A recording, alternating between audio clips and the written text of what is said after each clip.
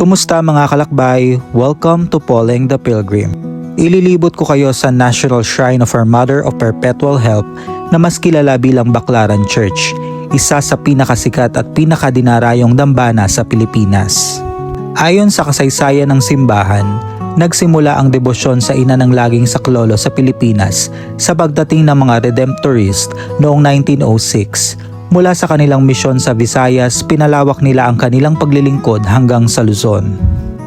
Noong 1932, inilipat nila ang kanilang misyon mula Malate, Maynila patungong Baclaran, na noon ay isang maliit na pamayanang pangisdaan.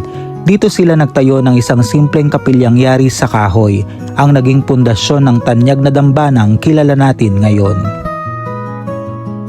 Noong 1948, sinimula ng Perpetual Novena. Sa loob lamang ng isang taon, umabot na sa libo-libo ang mga debotong dumadalo. Dahil dito, kinailangang magdaos ng maraming sesyon ng novena tuwing Miyerkules upang matugunan ang patuloy na pagdami ng mga mananampalataya. Habang lumalawak ang debosyon sa ina ng laging saklolo sa iba't ibang panig ng Pilipinas, naging isa ang Baclaran Church sa pinakamahalagang dambana ng simbahang Katolika sa bansa.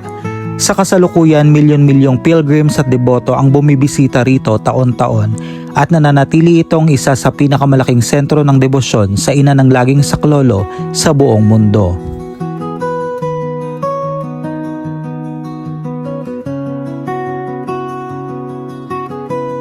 Hindi na mabilang ang mga hiling at dasal na natupad dito.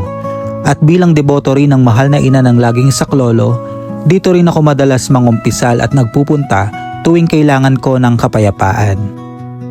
At isa sa mga hinahangaan ko sa Baclaran Church ay ang kanilang pagiging mission-centered.